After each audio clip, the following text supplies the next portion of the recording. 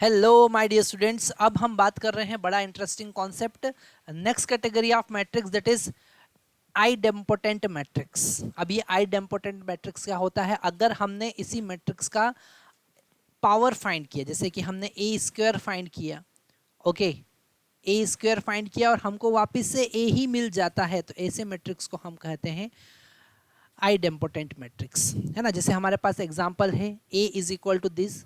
अगर हम इसका स्क्वायर फाइंड करें, ए स्क्वायर फाइंड करें, मतलब इसी मैट्रिक्स का इसी मैट्रिक्स के साथ मल्टीप्लाई कर देते, तो मल्टीप्लिकेशन के कॉन्सेप्ट हमको पता होना चाहिए। यहाँ पर 2 -2 -4, ओके, और -1 3 4 1 -2 एंड -3, ये हमारे पास एक मैट्रिक्स है और इसी का इसी के साथ हम मल्टीप्लाई करते हैं, मतलब कि 2 -2 -4 -1 3 4 1 -2 एंड 3 -3, है ना। मल्टीप्लिकेशन हम करते हैं तो हमको मल्टीप्लिकेशन का कॉन्सेप्ट पता होना चाहिए कि यहाँ पर जो फर्स्ट रो है, पहले हम इसके सारे कॉलम के साथ मल्टीप्लाई करेंगे, तो 2 × 2 4 और -2 × -3 +2, so it is +2 -4 × 1, that is equal to -4।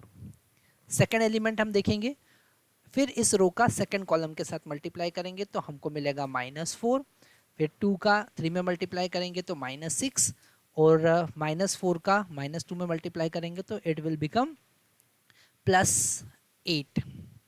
Okay, next हम देखेंगे यहाँ पर अब हम इस कॉलम के साथ मल्टीप्लाई करेंगे तो 2 × -4 दैट इज इक्वल टू -8, फिर 2 × 4 that is equal to -8, -4 × -3 is equal to -12। Okay, आगे देखते हैं। फिर हम सेकेंड, अब हम बात करेंगे सेकेंड रो की, ये सेकेंड रो की हम बात करेंगे और सेकेंड रो के एलिमेंट का हर एक कॉलम के साथ मल्टीप्लाई करेंगे, तो -1 × 2 दैट इज इक्वल टू -2, फिर 3 × -1 that is equal to -3 and 4 × 1 that is equal to 4, तो +4। ओके, सेकेंड कॉलम के साथ मल्टीप्लाई करेंगे तो it will become 2, then 9, then -8, फिर थर्ड कॉलम के साथ मल्टीप्लाई करेंगे तो 4 + 12 और इट विल बिकम -12। ओके, फिर थर्ड रो की बात करेंगे, अब हम थर्ड रो की बात करते हैं, तो 1 × 2 that is equal to 2, okay, -2 × -1 that is equal to +2, okay, and -3 × 1 that is equal to -3।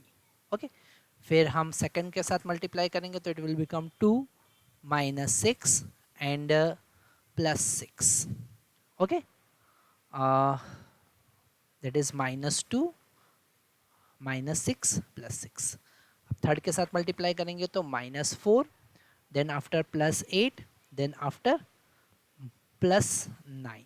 Okay, तो अब इसको सॉल्व करके देखते हैं हमारे पास में क्या आता है। हमारे पास में आ रहा है, ये 4 से 4 कैंसिल, फर्स्ट एलिमेंट 2 आया, ठीक है। यहाँ पर ये हो जाएगा -10 + 8 दैट इज इक्वल टू -2, ये हो जाएगा -8 -8 -16, और यहाँ पर थोड़ा सा हमने कुछ गलती किया है, यहाँ इसके साथ मल्टीप्लाई करेंगे तो इट विल बिकम +12, तो यहाँ पर हमको मिलेगा -4, फिर यहाँ पर हमको मिल रहा है -1, देन आफ्टर यहाँ पर मिल रहा है 3, ओके, यहाँ पर हमको मिल रहा है 4, कैंसिल करने के बाद यहाँ पर हमको मिल रहा है 1, यहाँ पर हमको मिल रहा है -2, और यहाँ पर हमको मिल रहा है -3। ओके, एक बार हम चेक कर लेते हैं लास्ट वाला element, -4, then after -8 it will be -8, okay, +9, तो इट विल बिकम -3। तो ये हमको ए मैट्रिक्स फिर से मिल गया। ऐसे मैट्रिक्स को हम कहते हैं आइडेम्पोटेंट मैट्रिक्स। ओके, तो नेक्स्ट कैटेगरी फिर हम इसी से रिलेटेड देखेंगे। नेक्स्ट मैट्रिक्स है हमारे पास पीरियोडिक मैट्रिक्स, और इसका शॉर्ट कॉन्सेप्ट हम देखेंगे कि अगर कोई मैट्रिक्स का पावर हम फाइंड करते हैं a⁻k और वापस से हमको वही मिल जाता है, तो इसे हम कहेंगे पीरियोडिक मैट्रिक्स। ये अपनी वैल्यूज़ को रिपीट कर रहा है ना, मतलब ए स्क्वायर इक्वल टू ए, फिर ए क्यूब अगर हम फाइंड करेंगे तो फिर से हमको ए मिला, फिर ए रेज़ टू पावर 4 फाइंड करेंगे तो फिर से हमको ए मिलता है। तो ऐसे मैट्रिक्स को हम पीरियोडिक मैट्रिक्स कहते हैं। नेक्स्ट कैटेगरी हमारे पास में है निलपोटेंट मैट्रिक्स। निलपोटेंट मैट्रिक्स कैसे मैट्रिक्स होते हैं कि अगर हमने इसका हायर ऑर्डर फाइंड किया, मतलब कि हमने ए रेज़ टू पावर के फाइंड किया और ये ज़ीरो आ जाता है, तो ऐसे मैट्रिक्स को हम कहते हैं निलपोटेंट मैट्रिक्स। जैसे हमारे पास में एक एलिमेंट है ए बी, एक मैट्रिक्स है A B B square minus A square minus A B, और अब हम इसका स्क्वायर फाइंड करते हैं, है ना, इसका स्क्वायर फाइंड करते हैं।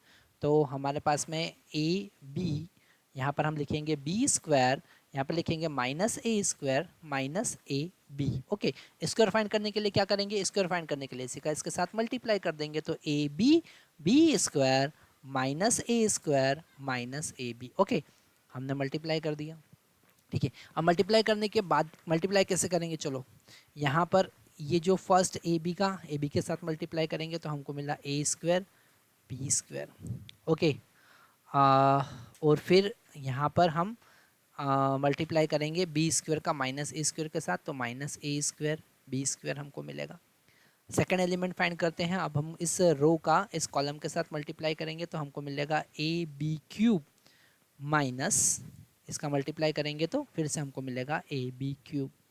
ओके, माइनस ए स्क्वायर, अभी सेकेंड जो रो है हमारे पास में, इसका फर्स्ट कॉलम के साथ मल्टीप्लाई करेंगे तो it will become minus A cube B, और माइनस ए बी का ए स्क्वायर के साथ मल्टीप्लाई करेंगे तो फिर से मिलेगा प्लस ए क्यूब बी।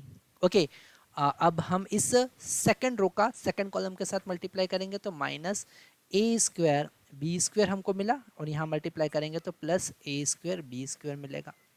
अब हमको यहाँ समझ में आ रहा है कि सारे एलिमेंट एक दूसरे को कैंसिल कर रहे हैं, तो हमको मिला null matrix that is equal to 0 0 0 0, null matrix मिला।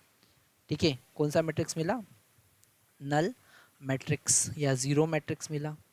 ठीक है, तो ऐसे मैट्रिक्स के लिए हम इसे कहेंगे कि ये एक निलपोटेंट मैट्रिक्स है। ओके, नेक्स्ट हम कैटेगरी देखने वाले हैं what is meaning of singular matrix.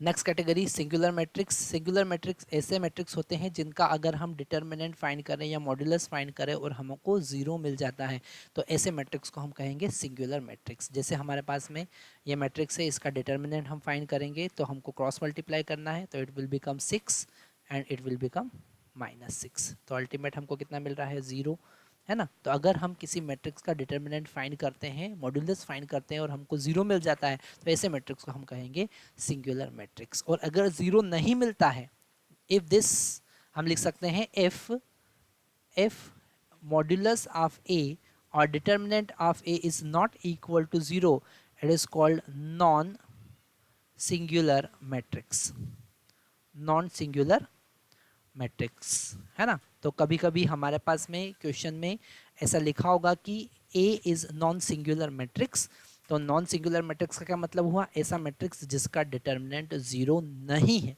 उसका कुछ वैल्यू आएगा हमारे पास में, कुछ फाइनाइट वैल्यू होगा, ऐसे मैट्रिक्स को हम कहेंगे नॉन सिंगुलर मैट्रिक्स। तो हमने यहाँ पर सारी कैटेगरीज देख ली। अब हम अलग अलग टाइप के मैट्रिक्स से रिलेटेड सारा कॉन्सेप्ट देखेंगे, तो आपको आगे के लेक्चर मिस नहीं करना है। Thank you very much.